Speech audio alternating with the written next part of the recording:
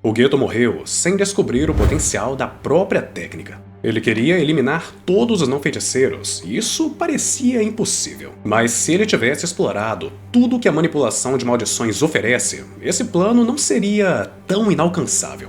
E em alguns minutos, eu vou te mostrar que essa técnica consegue usar o mundo todo como arsenal. A primeira coisa que chama a atenção na manipulação de maldições é que ela é uma das poucas técnicas que não tem um teto conhecido. Por quê? Porque nunca é mencionado que tem algum limite para a quantidade de maldições que o usuário pode armazenar. Isso por si só já é uma loucura, porque a quantidade de combinações e o potencial de crescimento dela é absurdo. O Geto capturou mais de 4.000 maldições em vida, e o Kenjaku é mais absurdo ainda, porque ele liberou 10 milhões de maldições no fim da noite de Shibuya. Mesmo que a origem exata delas não seja confirmada, elas foram liberadas com a técnica do Geto.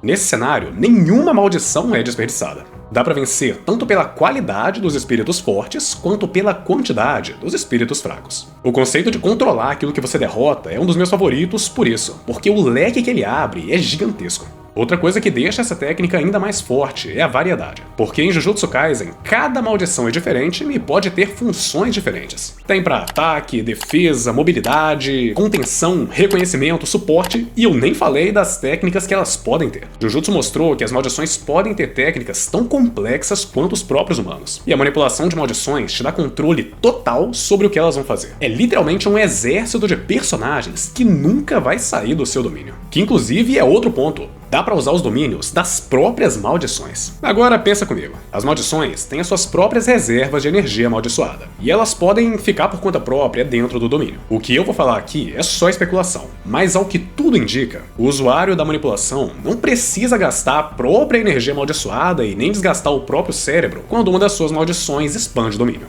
Isso quer dizer que as maldições no seu inventário têm domínios independentes, apesar de a obra nunca confirmar quantas vezes ele pode usar esses domínios. Agora, pega tudo isso que eu falei e pensa que dá pra usar todas elas simultaneamente. O Geto mostrou isso liberando milhares de maldições de uma vez no cortejo dos yokai, o Kenjaku mostrou isso liberando as 10 milhões de maldições, e enfim, dá pra controlar todas ao mesmo tempo. Isso cria um leque de possibilidades maldito de grande. Mas nem tudo são flores, porque pra ter várias maldições, primeiro você precisa capturar várias maldições. Isso leva tempo e também um risco que pode colocar tudo a perder. Se você ganhasse essa técnica, ia precisar construir uma base pegando maldições fracas no começo. Porque se você for partir sozinho contra uma maldição especial, ela vai comer você e o seu arsenal todo com farofa. Então, o Geto sempre precisa ficar absorvendo espíritos fracos. Eles são importantes pela quantidade. Ao que tudo indica, o Geto precisa estar perto da maldição derrotada para absorver ela. E ele sempre vai até onde ela tá para fazer isso. Isso gasta muito tempo. Mas dá para criar um exército de espíritos fracos de um jeito muito mais inteligente. Se liga.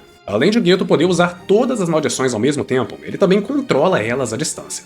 E mesmo controlando, elas ainda têm uma certa autonomia. Com isso, ele já tem tudo que precisa para criar uma rotina de coleta pra lá de eficiente. Porque depois de acumular, por exemplo, 100 maldições fracas, ele poderia dividir elas em 10 grupos de 10 e mandar elas vasculharem os becos da cidade, procurando outras maldições do nível delas, já que elas se enxergam. 10 maldições de grau 4 podem dar conta até de uma grau 3. Então, se eles acharem uma maldição, é pra incapacitar, mas não matar. Porque depois disso, elas podem trazer a maldição já toda arrebentada pro Geto só absorver. Ele conseguiria pegar vários espíritos e não ia se expor tanto, já que ele ainda estava procurado. Claro que para pegar maldições mais fortes tem que ser diferente, mas para as mais fracas o Suguru não precisa estar perto para coordenar. E conforme o tempo passasse, esse estoque iria crescendo cada vez mais. Fazendo uma conta de padaria, se cada grupo trouxesse 2 espíritos por dia, e eles já começassem a coletar também logo depois de serem absorvidos, em um mês, a quantidade de maldições do arsenal já estaria na casa das dezenas de milhares.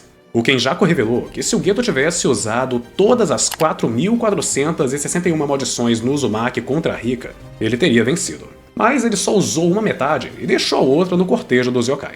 Então, a gente sabe que um estoque de milhares de maldições de grau pequeno podem virar um ataque que ameaça maldições de graus bem maiores. E a estratégia seria essa: usar muitas maldições fracas para capturar uma forte. E aí entra a parte 2 do plano.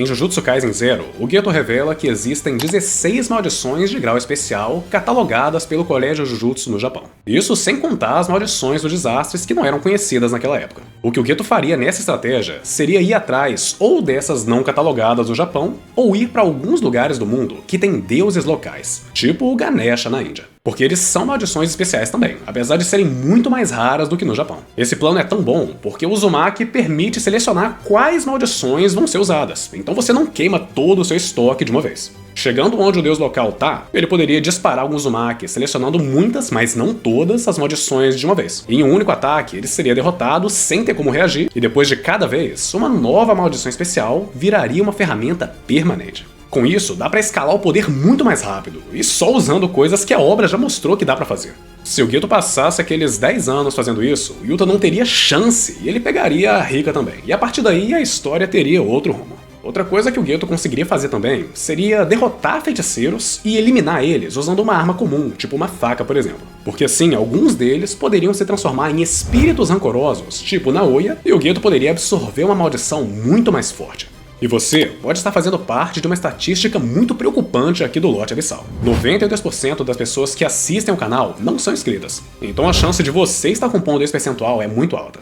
Então se você estiver gostando do vídeo, se inscreve aí e vamos tirar esse número do lugar. Agora voltando, mas é claro que eu ainda não falei tudo que o Geto poderia fazer. Isso aqui foi só pra você entender o que a versão do Geto do anime conseguiria. Sem ele se fortalecer, sem a técnica em si evoluir e sem nenhuma estratégia muito sofisticada. E agora, a gente vai extrapolar. O maior desafio para o plano do Geto era a existência do Satoru. Ele era de longe a maior ameaça de todas. Mas e se eu te dissesse que talvez o Geto poderia dar trabalho para ele numa luta? Presta atenção nisso. Em Jujutsu Kaisen, uma das, se não a maior ameaça que existe para um feiticeiro numa luta é a expansão de domínio. Na luta contra Sukuna, o Gojo expandiu o domínio 5 vezes antes de não conseguir mais. Então quer dizer que se o Geto conseguisse 6 maldições com domínio e fosse sacrificando uma por uma na disputa, o Gojo ficaria vulnerável na sexta? Não. Porque o dano cerebral do Gojo não veio só das expansões. O córtex pré-frontal direito do cérebro é onde a técnica amaldiçoada fica armazenada. Sempre que você expande o domínio e usa muito a sua técnica, ela fica exausta. Então, para conseguir expandir mais vezes, o Gojo regenerou esse córtex com energia reversa. O negócio é que isso tem um limite, porque ele não volta zero bala também. Então, pro Geto dar algum trabalho pro Gojo, ele precisaria envolver mais maldições fortes para gastarem também a técnica dele. E teria que ser tudo muito rápido, porque ninguém expande o domínio mais rápido que o Satoru. A estratégia, então, seria invocar lotes, com uma maldição que expandiria o domínio de surpresa, fora da atenção do Gojo, e outras várias para ele precisar usar a técnica constantemente. É claro que só isso não ia parar o Satoru. Até porque, de novo, a obra nunca confirma que o usuário da manipulação de maldições fica ileso quando alguma das suas maldições expande o domínio. E também não dá pra saber se o Gojo ficaria tão desgastado nessas disputas igual ficou contra o Sukuna. Além disso, o Geto precisaria dar um jeito de ficar longe dele o confronto inteiro. E, enfim, o ponto aqui não é dizer que ele conseguiria vencer o Satoru. Mas tá vendo? Só usando a técnica do jeito certo, já dá pro Geto chegar num nível de ameaça muito maior do que o que ele apresentou no anime. Mas e se eu te disser que o Geto nem precisaria enfrentar o Satoru para conseguir cumprir o seu plano?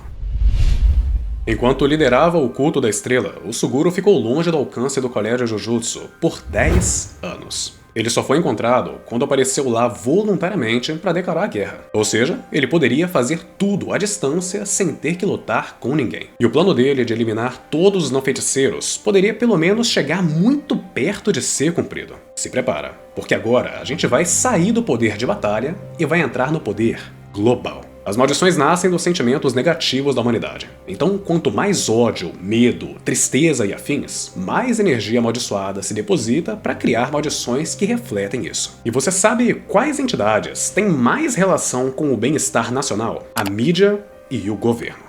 O Geto consegue controlar seres invisíveis e indetectáveis para pessoas normais a longa distância. Então, seria muito fácil plantar maldições para manipular ou ameaçar pessoas importantes para vários setores da sociedade. Por exemplo, se você é dono de uma emissora de TV, um espírito vai começar a roer o seu corpo aos poucos e exigir que os seus noticiários foquem em reportagens de crimes violentos. De repente, milhões de espectadores vão passar horas e horas vendo muito mais notícias sobre assassinatos e acidentes. E sabe o que isso vai gerar? Exatamente: medo e insegurança. Depois de controlar alguns canais de informação, daria para seguir para a segunda etapa do plano e se infiltrar no governo. Se ele conseguisse implantar maldições na maioria dos parlamentares e no primeiro-ministro, o Geto poderia manipular alguns pequenos ajustes. Mais flexibilidade no Código Penal, punições um pouco mais brandas para diversos tipos de crime, menos exigências trabalhistas para empresas, menos responsabilidade para patrões e criminosos. Não precisaria ser algo absurdo, tipo cortar pela metade a pena por crimes. Uma diminuição de uns 10% já seria o suficiente.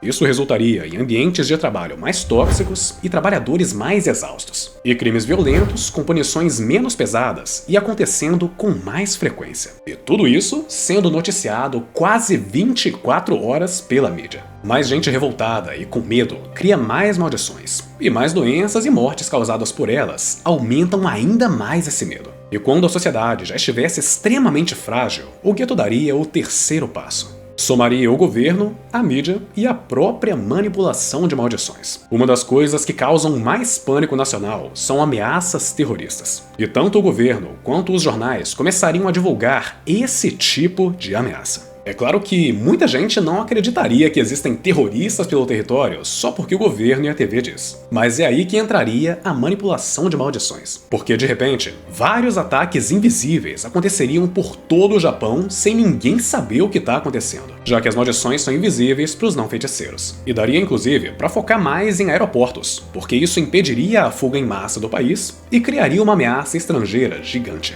E agora sim, toda a população seria mergulhada em um medo genuíno, porque dentro do país, as pessoas estariam cometendo crimes violentos com mais frequência, e do lado de fora, teriam supostos terroristas entrando em massa no Japão. Sabe o que esse país viraria? Um ninho de maldições.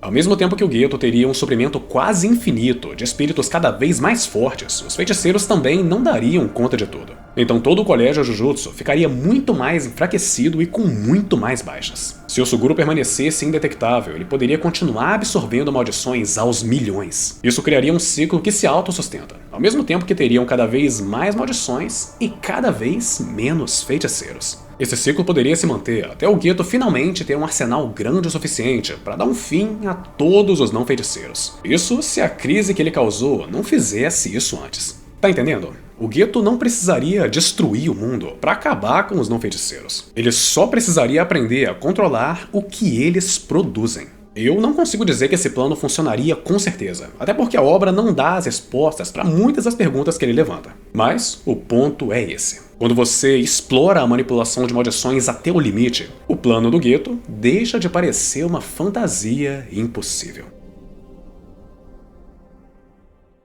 E se você chegou até aqui, faz o padrão, deixa o like, se inscreve se não tiver inscrito e hypa o vídeo. Se puder também deixar um comentário, de uma sugestão, de alguma opinião sobre o vídeo, pode ficar à vontade. Porque nesse momento, o Lote Abissal precisa de muito do seu apoio para continuar crescendo e eu continuar conseguindo produzir esse tipo de conteúdo. No mais, experimenta também clicar em algum vídeo que tá aparecendo aqui do lado, porque você pode gostar bastante do conteúdo deles também. Então a gente se vê daqui a alguns segundos. Tenha um bom dia, uma boa tarde e uma boa noite. Valeu!